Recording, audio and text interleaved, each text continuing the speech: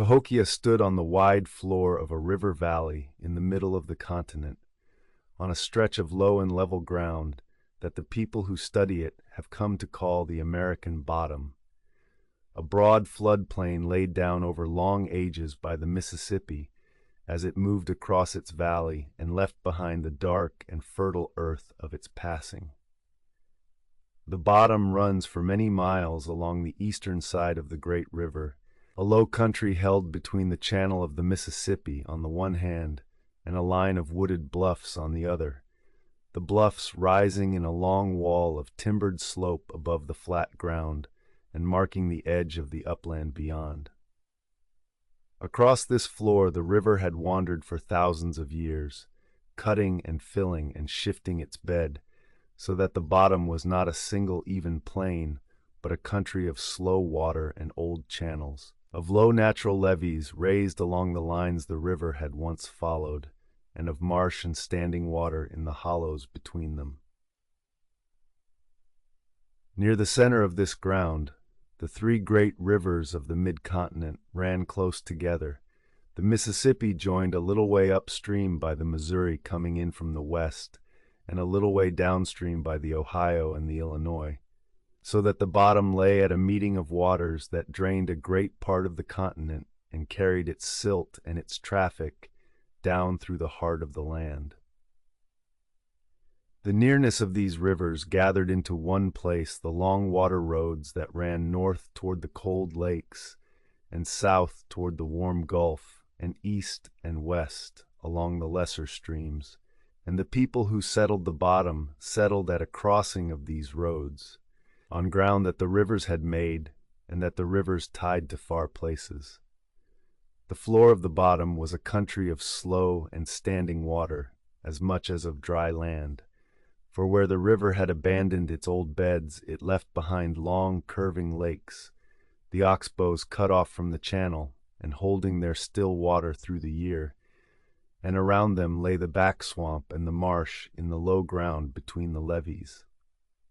These waters held fish in their shallows and drew the waterfowl in their seasons, the ducks and the geese coming down in the autumn and the spring along the great flyway that followed the river, and the wet ground around them grew the reeds and the marsh plants that the people gathered and used. The dry ground of the levees and the higher flats lay between these waters in long low ridges of fertile soil, the earth renewed again and again by the floods that spread across it, so that the bottom held both the rich tillage of its dry ground and the gathering of its waters within a single reach of country. The land lay in the middle latitudes of the continent, in a climate of warm and humid summers and of cold winters, the year swinging between a long growing season of heat and rain and a season of frost and bare ground and ice along the edges of the still water. The summers were long enough and warm enough to ripen the maize that the people raised, the rains of the warm months feeding the growth across the bottom, and the winters closed the country in cold and drew the people in around their fires, the lakes and the marshes stilled under ice and the fields lying bare under the low sun. Between these the spring brought the floods and the autumn brought the harvest and the falling leaf, the year turning in a steady round that the people read in the water and the sun and the coming and going of the birds. Above the level floor of the bottom, the bluffs rose along the eastern edge in a long line of timbered slope, and beyond them lay the upland prairie and the woodland of the interior, the hills and the smaller valleys of the country away from the great river. The bluffs were a source of timber and of stone and of the nut trees of the autumn, the oak and the hickory standing along their slopes and dropping their mast in the falling year, and the deer moved between the upland and the bottom along the wooded edges. From the high ground of the bluffs, the whole of the central bottom lay open to the eye, the flat floor running away toward the river with its lakes and its marshes upon it, the ground on which the people would raise the greatest of their works, rising a little above the surrounding flat where the old levees had left the firmest and the highest of the dry land. This was the ground that the people came to settle in their numbers in the 11th century, a floor of dark and fertile earth at a crossing of the continent's rivers, held between the channel and the bluffs, watered by the floods and the lakes and the rains, open to the long water roads and to the upland behind. The bottom had been lived on for a long age before, by the people of the earlier times, who had raised their smaller works and tilled their gardens along it. But in the generations around the year 1050, the settlement of the central bottom drew together into something larger than it had stood there before, gathering on the high firm ground near the meeting of the waters into the dense and ordered city whose earthen works still rise above the floor of the valley. The land itself, the level fertile floor, and the slow waters and the wooded bluffs and the near-running rivers held the conditions in which such a gathering could stand, and on this ground, in the warm reach of the river's making, the people raised the place now called Cahokia. The built form of Cahokia was earth, raised by the hands of its people from the floor of the bottom into the mounds that are still its plainest mark upon the land. For the makers of the city did not build in stone, of which the bottom held little, but in the dark soil of the floodplain, carried basket by basket from the borrow pits, dug for the purpose, and heaped and shaped into the great earthworks that ordered the settlement. The mounds were of more than one kind and more than one use, and the people who study the city have come to read three principal forms among them: the broad, flat-topped platforms that carried buildings on their leveled summits, the rounded conical mounds heaped to a single high point, and the long, low, ridge-topped mounds drawn out along a line and crowned not with a flat or a point, but with a ridge, each form set in its place within the plan of the city, and each raised to its own measure. At the center of the whole stood the greatest of the platforms, the vast flat-topped mound now called Monk's Mound, after the later men who lived a while upon it, the largest earthwork raised in the Americas and among the largest of its kind anywhere, rising from the floor of the bottom in a succession of terraces to a height of about 30 meters over a base that covered several hectares of ground. The great mound was built up over generations in many stages, each adding to the mass and the height, until it stood in 4 broad terraces, climbing toward the summit. And upon the highest terrace stood a large building of pole and thatch, set above the whole of the city and the bottom around it, its floor lifted high enough that a person upon it looked out across the mounds and the plazas and the houses to the bluffs on one side and the river on the other. The labor held within the great mound was very great, the millions of basket loads of earth carried and heaped and shaped over the years of its building, and the mound stood at the heart of the city as the largest single work its people made. Below the great mound on its southern side opened a wide and leveled plaza, a great cleared and flattened ground that the people had graded and filled to make it even, the broad open space now called the Grand Plaza, laid out at the foot of the mound as the central open ground of the city where its people gathered. Around the central mound and its plaza lay other plazas to the other quarters, so that the heart of the city was ordered around open ground set against the great earthworks, the leveled spaces and the raised mounds together, making the plan of the center, the cleared ground for the gathering and the games, and the raised ground for the buildings of the city's order. The plazas were not the only open works the people made, for the digging of the earth for the mounds had left behind it the borrow pits, the great hollows from which the soil had been taken, and some of these held water and became ponds within the city, while others were filled again in the course of time. Around the mounds and the plazas of the center stood the dwellings of the people in their thousands. the houses set in ranks and clusters across the bottom near the central works, and spreading out along the higher ground. The rectangular houses of the Mississippian manner, built in the way the people of the river country built them. The walls of the houses were made of poles set upright in trenches dug for the purpose. The wall trench houses in which a line of posts stood in a narrow trench rather than in single dug holes. The poles bound and woven with cane and smaller wood, and finished with a daub of clay over the weave, the whole roofed with thatch of grass or reed. The houses stood in their numbers across the central ground and out into the country around, the floors sunk a little below the surface in the manner of the time, the hearths set within them, and around and between them lay the smaller works of the households, the storage pits and the gardens, and the cleared ground of daily use.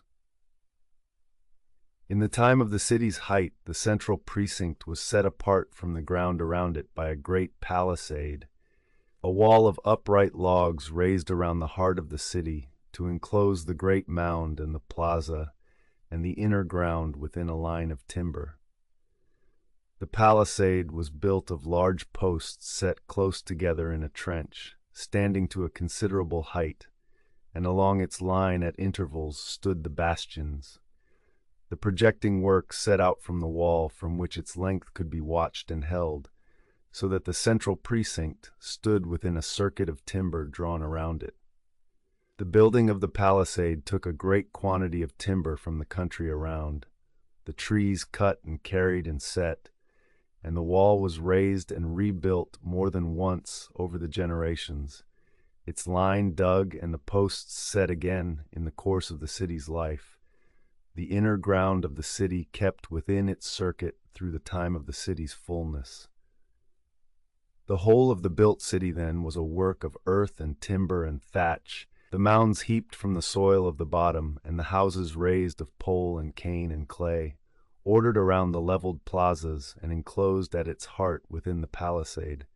the great platform rising at the center above all the rest. There was no stone in it, no cut masonry, and no fired brick, for the city was made of the materials the bottom gave, the earth and the wood and the grass, shaped by a great labor of many hands, into the largest settlement of its kind north of the cities of Mexico. The plan of it, the central mound and the great plaza and the lesser mounds set around the open grounds and the houses spreading out across the floor, was laid out with care to the lines of the ground and the sky, and the form of it, raised in earth and rebuilt across the generations, still rises from the floor of the bottom in the mounds that remain. The morning at Cahokia turned on the fields and the gathering grounds, on the work of raising and tending and taking the food that fed the thousands of the city. And with the first light, the people went out from their houses to the plots and the waters and the wooded edges where that work was done. The chief of their tillage was maize, the grain that had come north into the river country over the long generations, and that by the time of the city was raised across the bottom in quantity, planted in the dark soil of the floodplain and the lower terraces where the floods had laid down the richest and the most easily worked of the ground. The maize was set in hills across the open plots, the seed pushed into the worked earth, and through the growing season it was tended and weeded and kept, the long rows of it standing across the bottom through the warm months and ripening toward the harvest of the autumn. With the maize, the people raised the older crops of the river country, the native seed plants that had been gathered and then tended and then cultivated in the eastern woodlands long before the maize came north, and these stood in the plots alongside the grain. There was the goosefoot, the quinapod, whose small seeds were gathered in quantity, and the maygrass and the little barley with their grass-like heads, and the marsh elder and the sunflower with their oily seeds. The whole of this older garden of the woodlands worked together with the maize and the squash, so that the fields of the bottom held both the new grain from the south and the old seeds of the country in their seasons. The working of these plots was a steady labor through the growing year, the breaking of the ground, and the planting, and the weeding, and the watching, and the morning was the time of much of it, the people going out to the plots in the cool of the early day. The ground was broken and worked with hoes, the chief tool of the tillage, and the blades of the best of the hoes were of chert, the hard pale stone brought into the bottom from the quarries to the south, chipped and ground into broad flat blades and hafted to handles of wood for the breaking of the earth. The hoe of chert was worked back and forth through the soil until its edge took on the high polish that the working of the ground gave it, the sheen by which the people who study the city know the hoe blades for what they were. And with these, and with hoes of mussel shell and of the shoulder blades of deer, the people broke and tilled the plots of the bottom. The carrying of water and of seed, the setting of the hills, the clearing of the weeds, the mending of the tools, the whole round of the tillage went on through the warm months, and the morning saw the people spread across the open ground of the fields at this work. Beyond the tilled plots lay the waters of the bottom, the lakes and the marshes and the slow channels, and these too were worked in the morning for the food they held, for the fishing of the still waters was a great part of the living of the city. The people took fish from the shallows of the oxbow lakes and the back swamps with nets and weirs and lines and spears, drawing in the fish that gathered in the warm shallow water, and they gathered as well the waterfowl that came down in their seasons along the great flyway, the ducks and the geese taken from the marshes in the autumn and the spring. The waters gave also the mussels of the river bottom, gathered from the shallows for their meat and for their shells, and the turtles and the other small creatures of the wet ground, so that the lakes and the marshes were a gathering ground worked alongside the fields, the people going to the water in the morning as others went to the plots. Away from the fields and the waters, the wooded bluffs and the timbered edges held their own gathering, and to these the people went in their seasons for the deer and the nuts and the wood of the upland. The deer were the chief of the game, taken along the wooded edges where they moved between the bottom and the upland, hunted for their meat and their hides and their bone and antler,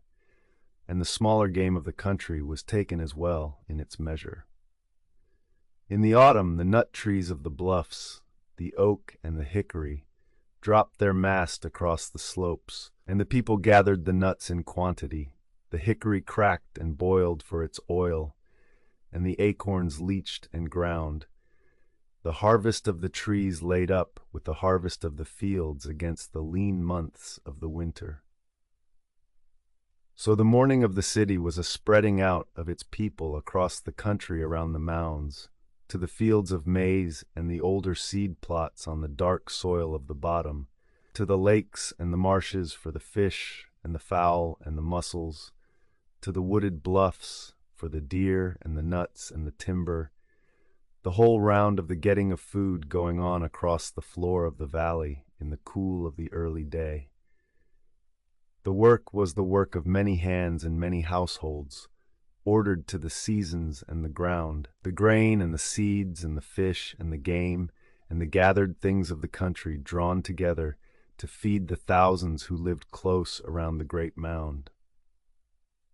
And as the sun rose over the bluffs and warmed the standing maize and the still water, the people of the city were at their tillage and their fishing and their gathering across the bottom, the morning given to the long and steady labor by which the city was fed. The makers of Cahokia worked the materials their country and their trade gave them, the clay and the stone and the shell and the metal,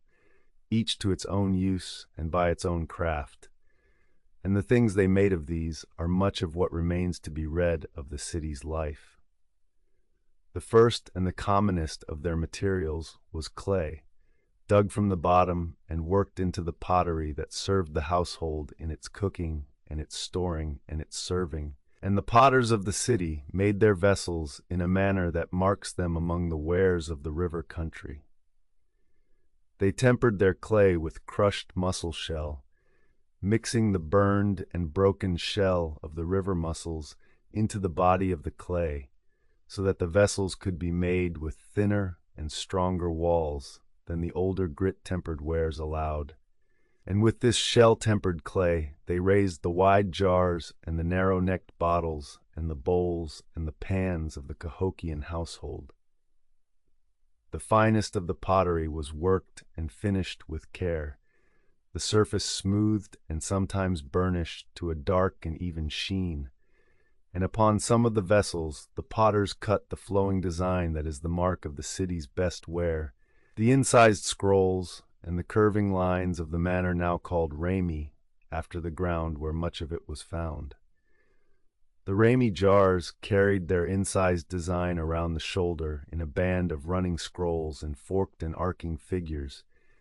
the patterns drawn into the dark surface with a sure hand. And these vessels, made at the city and carried out from it, are among the things by which its reach is traced through the river country. Alongside the fine ware stood the plainer pottery of daily use, the cooking jars and the storage vessels and the broad pans, the whole range of the household's clay made from the shell-tempered body in its many forms. In stone, the people of the city worked chiefly the chert, the hard fine stone that took an edge, and the greatest of their stonework in quantity was the making and the hafting of the hoes by which the fields were tilled. The best of the hoe stone was the pale chert of the Mill Creek quarries to the south, carried into the bottom in quantity, and worked into the broad flat blades that the tillage needed. And the working of this chert into hoes, and the wearing of the hoes in the fields, went on through the life of the city. From chert too the people struck the blades and the points and the knives of daily use, the arrow points for the hunt and the bladelets for the finer cutting, and the makers of the city worked as well the larger and the finer pieces, the long blades and the worked stones that were made not for the field or the hunt, but for the offering and the rite. In shell and in metal the people of the city made the ornament and the marks of standing that passed among its households, the things worked not for use but for wearing and for showing and for the grave. The marine shell, the great whelks and the conch carried up from the distant Gulf Coast, was cut and ground and drilled into the beads and the gorgets and the worked pieces that the people wore, the white shell shaped into the long beads strung in their thousands, and into the round gorgets cut and engraved with figures. The copper, carried down from the shores of the northern lakes where it was found native in the ground, was worked cold by the hammering and the annealing of the metal,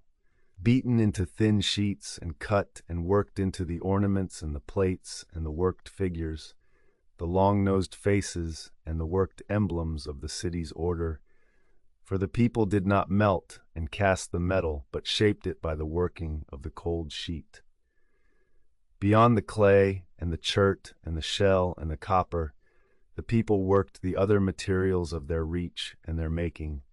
the fired clay and the ground stone and the worked bone and the woven fiber. From clay they made not only the pottery but the small fired figures, the worked images of clay shaped and fired, and they made as well the discs of stone, ground and polished, that were used in the games of the plaza. From stone they ground the pipes and the worked images, among them the carved figures of red stone, the flint clay carved into the seated and kneeling human figures, and the worked emblems that are among the finest of the city's making, cut from the soft red stone of a source to the west and carried to the city to be carved and kept. From bone and antler and shell they made the awls and the needles and the lesser tools, and from the plant fibers of the bottom they spun and wove the cordage and the fabric and the matting of the household. So the materials of Cahokia ran from the common to the fine, from the shell-tempered cooking jar dug and made by the household, to the engraved shell gorget and the cold-worked copper plate, and the carved figure of red stone made for the few and the right. The whole range of the city's craft worked from the clay of the bottom, and the stone of the quarries, and the shell of the gulf, and the copper of the lakes. The making of these things was a part of the daily life of the city, the potting and the chipping and the grinding and the working of shell and metal going on among the households of the center, and the things they made, carried out from the city along the rivers and laid down in its ground, are much of what the study of the city now reads. In the worked clay and the polished hoe and the strung bead and the beaten plate and the carved red figure, the labor and the reach and the order of the city are written. The materials of the bottom and of the far rivers gathered and worked by the hands of its people. Cahokia stood at a crossing of the continent's rivers, and along those rivers and the trails that followed them, the city drew to itself materials from across the mid-continent, so that the ground of the bottom holds things carried from the cold lakes of the north and the warm gulf of the south, and the quarries and the hills of the country between. The rivers were the great roads of this exchange, the Mississippi running the length of the land from the north toward the Gulf, and the lesser streams running into it from east and west, and the canoes that moved upon them carried the goods of the far country into the bottom, and carried the wares of the city out along the same waters. The city's place at the meeting of the great rivers set it at the heart of these water roads, and the reach of its exchange ran out along them to the edges of the mid-continent. From the far north, from the shores of the great cold lake where the native copper lay in the ground, came the metal that the city's workers beat into ornament, carried down the long water road of the Mississippi and its feeders over a journey of many hundreds of miles into the bottom. From the far south, from the shores of the warm Gulf where the great seashells were gathered, came the marine shell that the city cut into beads and gorgets. The whelk and the conch carried up the river over a journey as long from the other direction, so that in the worked ornament of the city, the metal of the north and the shell of the south were brought together. Between these far sources lay the nearer ones, and from the country to the south of the bottom came the pale chert of the Mill Creek quarries for the hoes, and from the bluffs along the river came the Burlington chert for the blades and the points, and from the hills to the west came the soft red stone that was carved into figures, and from the eastern mountains came the mica in its bright sheets, each carried into the bottom along the rivers and the trails. What the city took in, it took in as raw material and as finished thing, the copper and the shell and the chert and the stone brought in to be worked at the center, and the working of them went on among the households of the city. The shell cut into beads, and the copper beaten into plates, and the chert chipped into hoes and blades. The gathering of these materials into the bottom and the working of them there set the city apart, for the quantity of the far-carried goods that its ground holds is greater than that of the lesser settlements around, the marks of a place that drew to itself the exchange of a wide country and worked the goods of it at its center. The labor of the city's craft was fed by this drawing in of materials, the hands of its workers, supplied with the copper and the shell and the stone that the far rivers brought. What the city sent outward was its own making and its own manner, the shell-tempered pottery and the fine ramie jars carried out from the bottom into the country around, the worked ornaments and the fine blades passing outward along the rivers, the goods of the city moving out as the materials had moved in. But the city sent out more than its goods, for in the generations after it rose, the whole manner of its life spread through the river country. the shell-tempered pottery and the platform mound and the open plaza and the flowing design and the order of the Mississippian world carried outward along the rivers to the settlements of the wider country. Whether by the going out of people from the city, or by the carrying of its goods and its ways, or by the drawing of the country toward the great center, the manor of Cahokia spread far beyond the bottom in the time of its height, and the settlements of the river country took up the mound and the plaza and the where in the generations of its reach. The reach of the city's exchange and its influence ran then across a great part of the mid-continent, north to the copper of the lakes, and south to the shell of the Gulf, and east to the mica of the mountains, and west to the red stone of the hills. The materials of this wide country gathered into the bottom and worked at the center, and the goods and the manner of the center carried out again along the same roads. The city did not stand alone, but at the heart of a web of exchange and of likeness that bound the bottom to the far edges of the river country, and the things its ground holds, the copper and the shell and the chert and the mica and the red stone, are the record of that binding. In the gathered materials of the far rivers and in the spreading of the city's where and ways through the country around, the reach of Cahokia is written, the great center of the bottom drawing to itself and sending out from itself along the long water roads of the continent. In the evening the city drew in from the fields and the waters and the wooded edges, and the households gathered again within their houses around the hearths,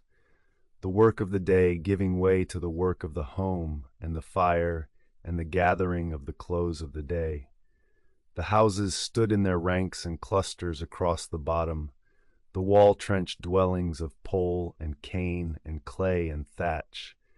their floors sunk a little below the ground and their hearths set within, and as the light went off the bottom, the fires were built up within them, and the smoke rose from the thatch across the settlement. Around each hearth the household gathered for the evening, the food of the day prepared and cooked and eaten, the warmth of the fire held against the cool of the night, the close of the day given to the home and the family within the house. The food of the evening was drawn from the same fields and waters that the morning had worked. The maize ground and cooked, the seeds of the older garden boiled, the fish and the fowl of the lakes set among them,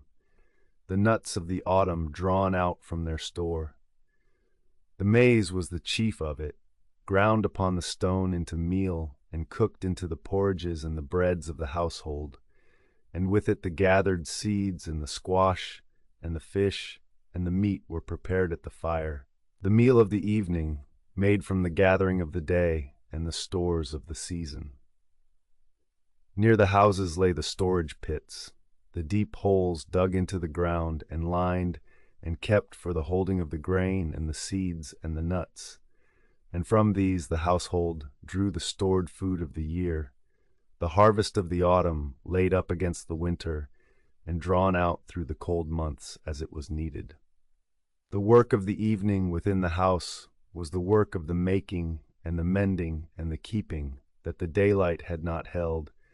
the grinding of the maize and the working of the hide and the spinning of the fiber and the mending of the tool,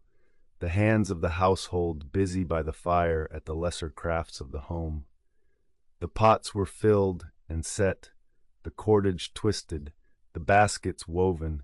the points chipped and the hose mended, the small and steady work of the household carried on in the light of the hearth,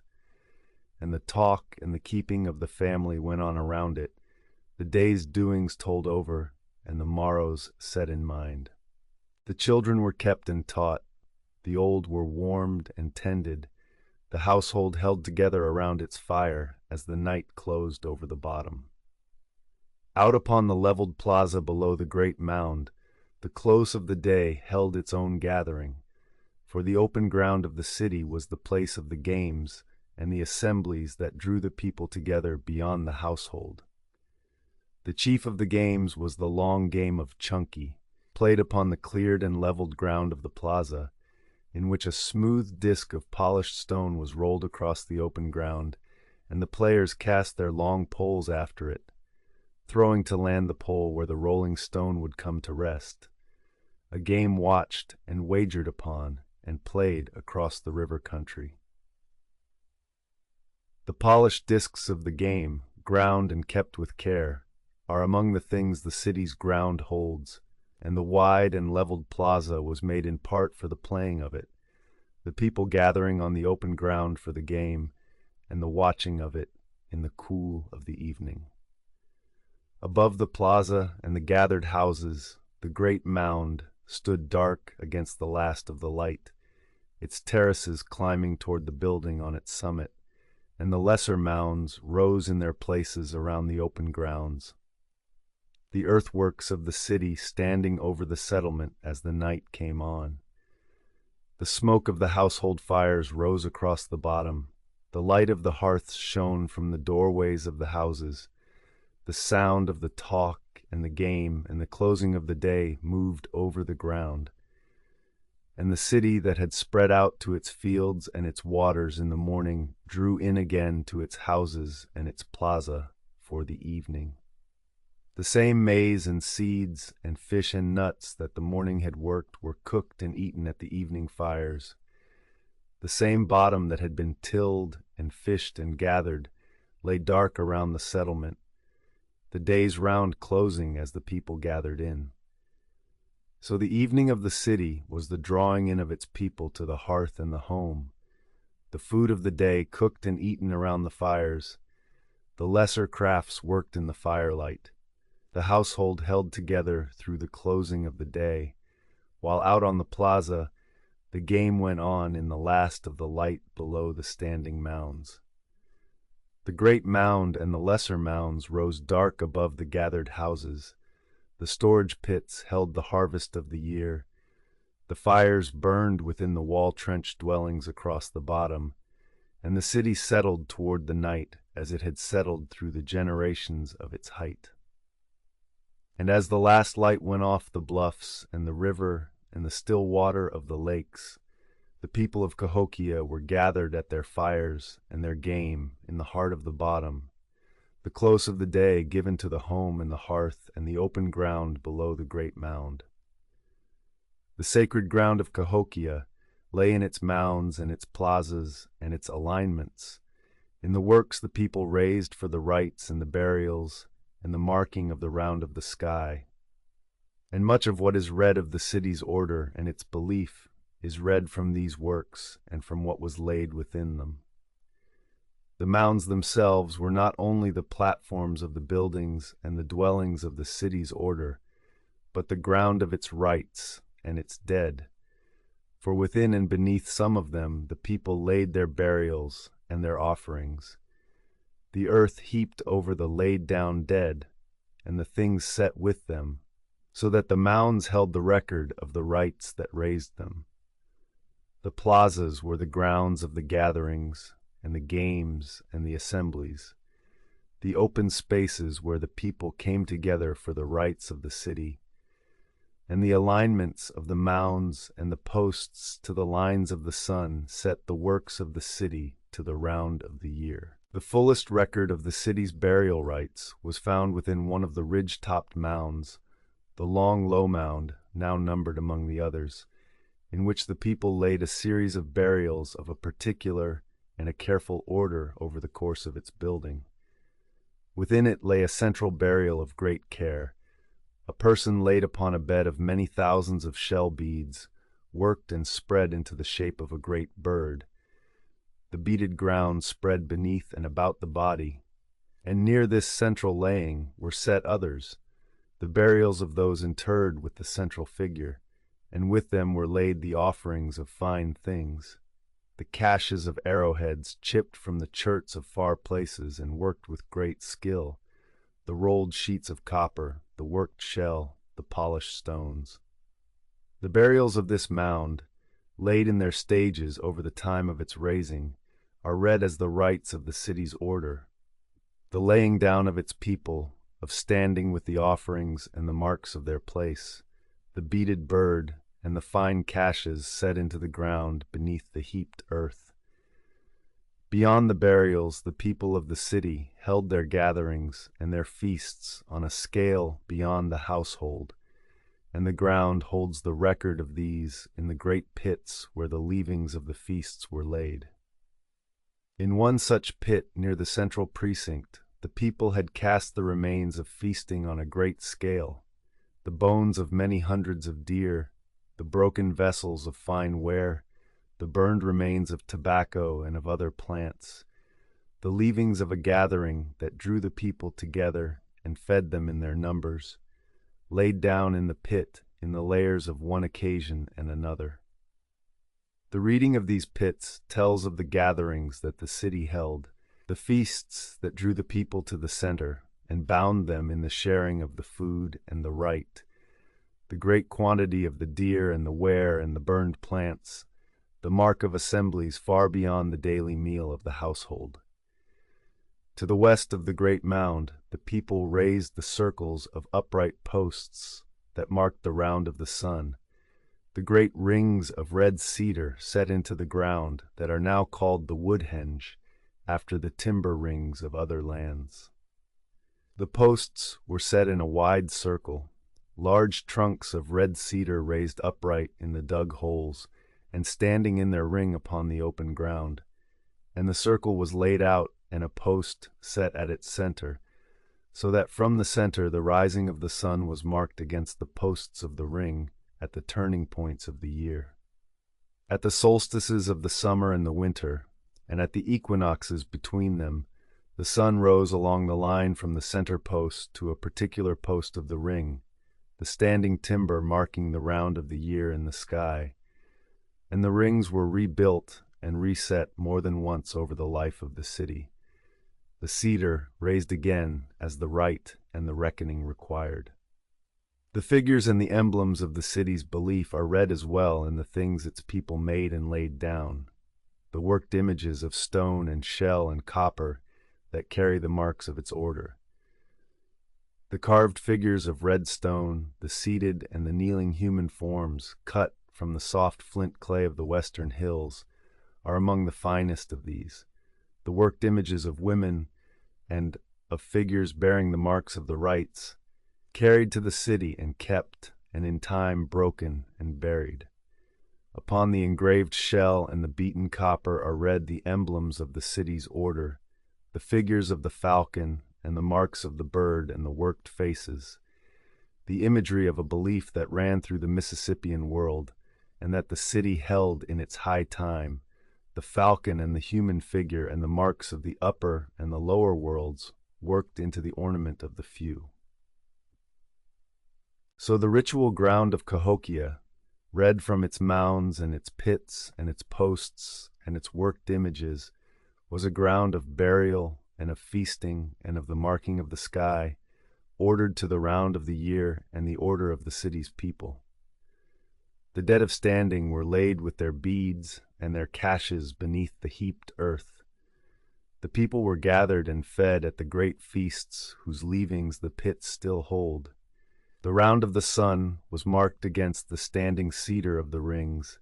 and the emblems of the belief were worked into the stone and the shell and the copper of the few.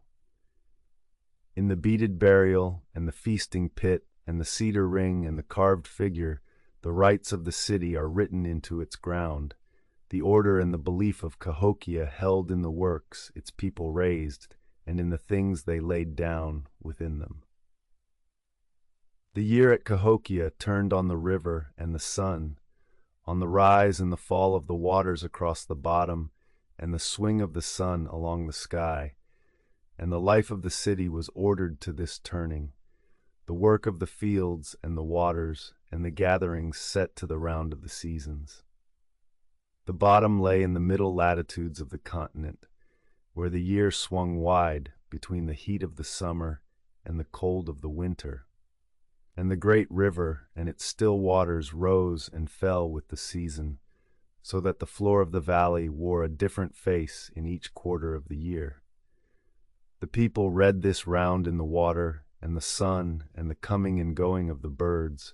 and the cedar rings of the woodhenge marked the same round against the sky, the year turning in a steady course that the city followed in its work and its right.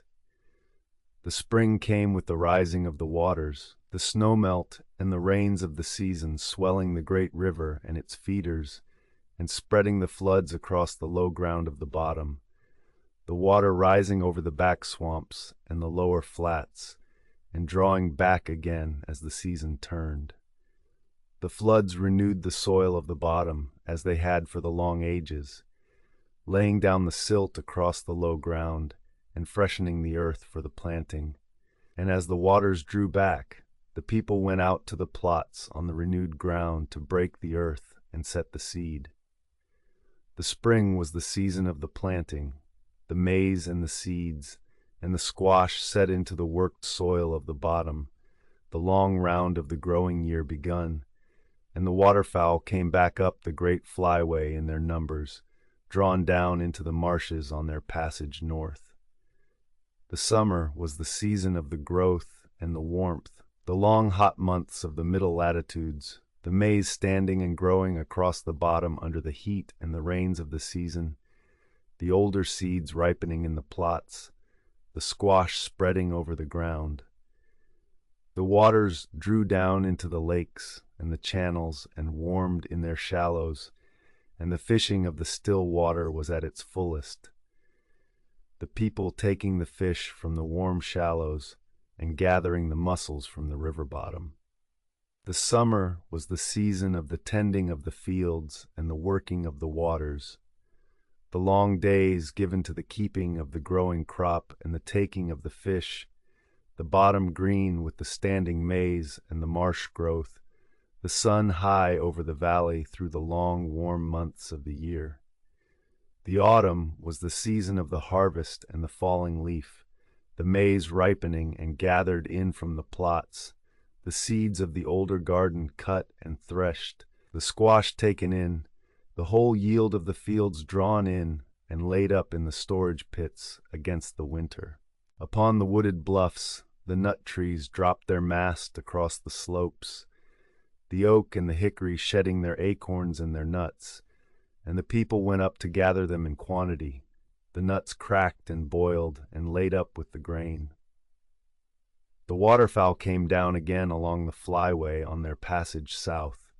drawn into the marshes in their numbers, and were taken in the autumn hunt, and the deer of the wooded edges were taken as well as the year drew toward the cold. The autumn, the season of the gathering in of all the country gave. The winter closed the bottom in cold and stillness, the frost over the bare fields and the ice along the edges of the still water, the lakes and the marshes stilled and frozen, the country drawn down into the low cold of the season. The people drew in around their fires, living through the cold months on the stores of the autumn, the grain and the seeds and the nuts laid up in the pits drawn out and cooked at the hearths, the deer of the winter hunt taken from the wooded edges. The winter was the season of the indrawing, the work of the fields and the waters stilled, the household held close around the fire, the city quiet under the low sun, the bare mounds rising over the frozen ground until the turning of the year brought the spring and the rising waters again. The cedar rings of the woodhenge marked this round of the year against the sky, the sun rising at the winter solstice along the line to one post of the ring, and at the summer solstice along the line to another, and at the equinoxes along the line between, the standing timber holding the reckoning of the seasons that the fields and the waters followed. The marking of the solstices and the equinoxes set the round of the planting and the harvest and the gathering and the indrawing to the turning of the sun, the calendar of the sky read against the standing cedar, the year of the fields written into the ring of posts. So the seasons of Cahokia turned in their steady round, the spring floods and the summer growth, and the autumn harvest and the winter cold, the river and the sun swinging the year through its course, the city ordered to the turning in its work and its right, the round of the bottom and the sky, followed by the people through the generations of the city's height. Over the 13th and the 14th centuries, the dense settlement that had gathered on the bottom drew apart again. The great concentration of people that had stood close around the mounds, thinning and dispersing over the generations, until the central ground was no longer the crowded city it had been. The drawing down was not a single ending, but a long change worked over many generations. The slow thinning of the population of the central bottom, the going out of the households from the close ground around the mounds, the spreading of the people across the wider region and beyond it, until in the course of time the great center stood emptied of the numbers it had held. The works of the city remained upon the ground, the mounds rising as they had been raised, but the people who had built and filled them drew away over the long course of the change. The signs of this drawing down are read in the ground of the city, in the thinning of the houses and the goods of the later layers, in the changes worked upon the central precinct over its last generations. The great palisade that had been raised around the heart of the city was rebuilt several times over the years of the city's height, the line of it dug and the posts set again and again across the generations, and then in the later time it was not raised again. The circuit of timber that had enclosed the central ground let go as the city drew down.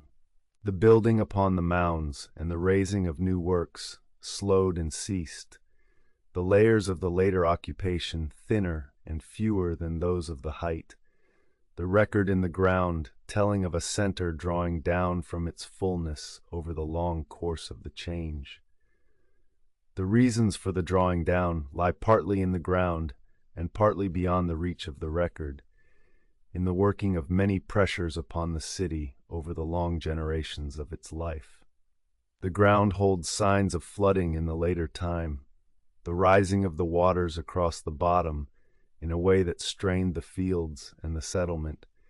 and signs of the strain that the long and dense occupation laid upon the country around,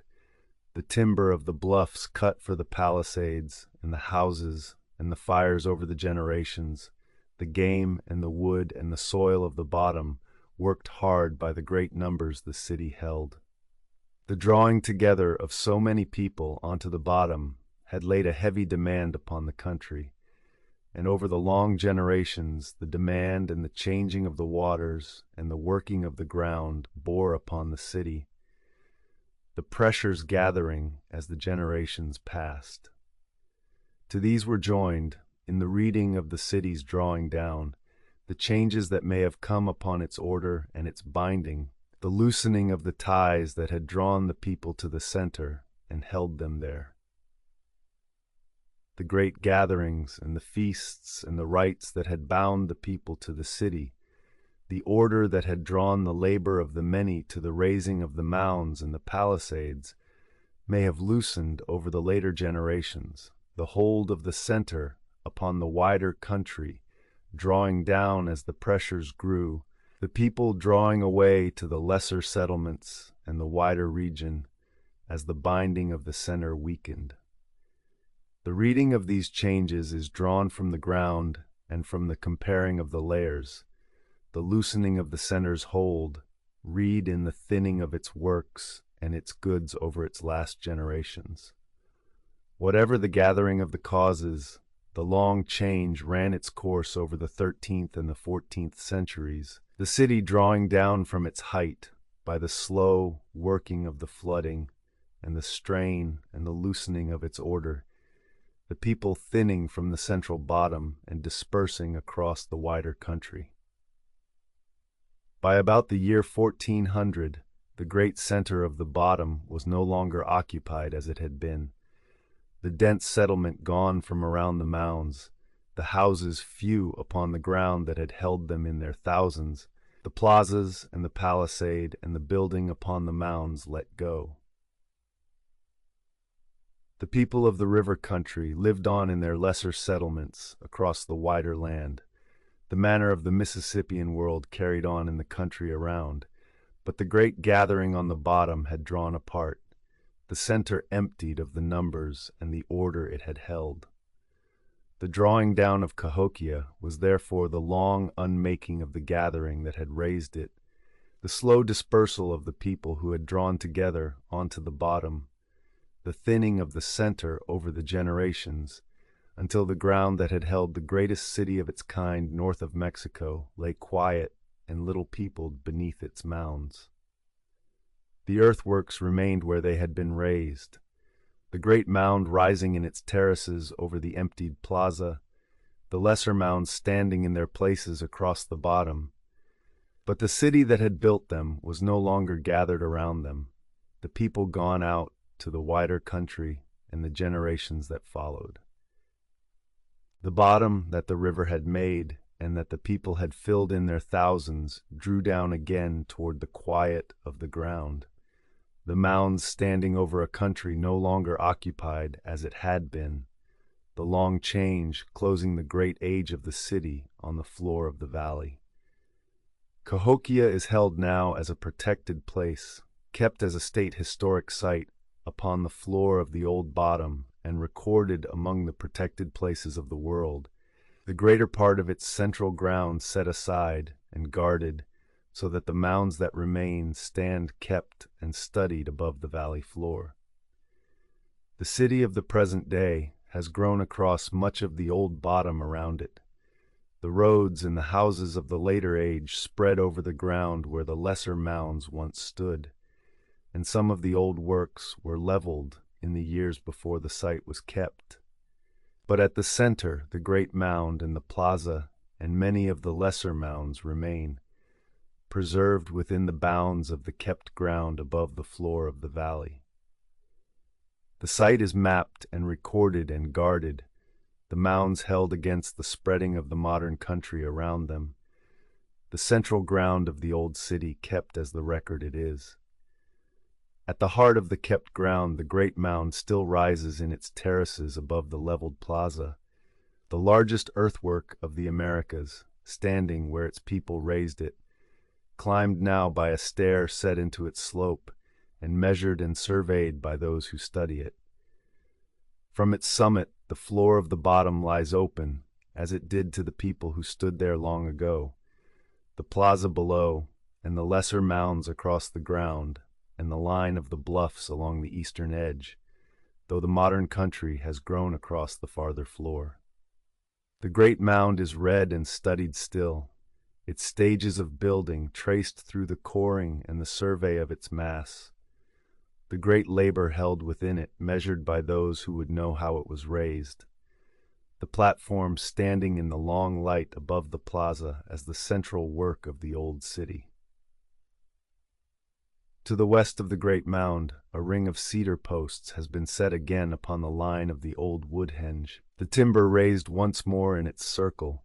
to mark the round of the sun as the old rings had marked it. The reconstruction set where the study of the ground had found the holes of the posts that once stood there.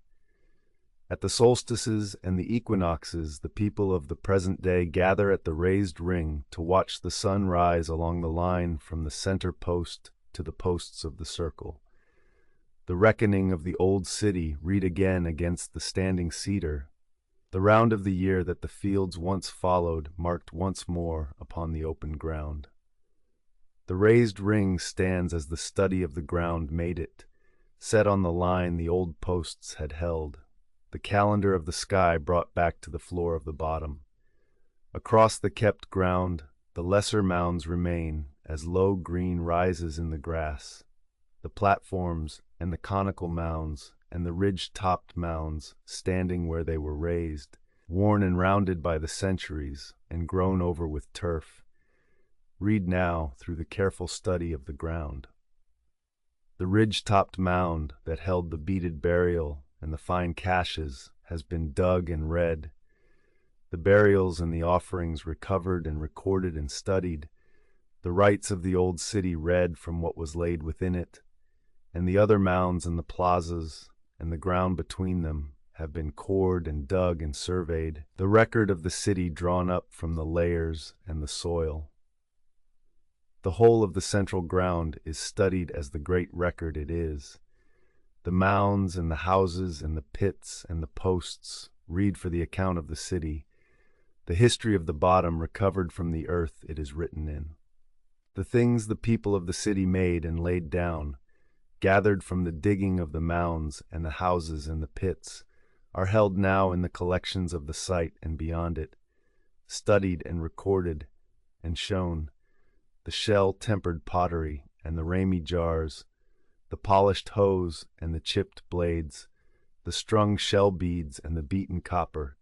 the carved figures of red stone. From these and from the layers of the ground the account of the city has been built up, the gathering of the people onto the bottom, and the raising of the mounds, and the reach of the trade, and the round of the rights, and the long drawing down, the story of the greatest city of its kind north of Mexico, recovered from its earthworks and its soil. The study goes on, the coring and the digging and the reading of the ground adding to the account, the city of the bottom known more fully with the years of the work. At dusk, the great mound stands dark against the last light over the bottom,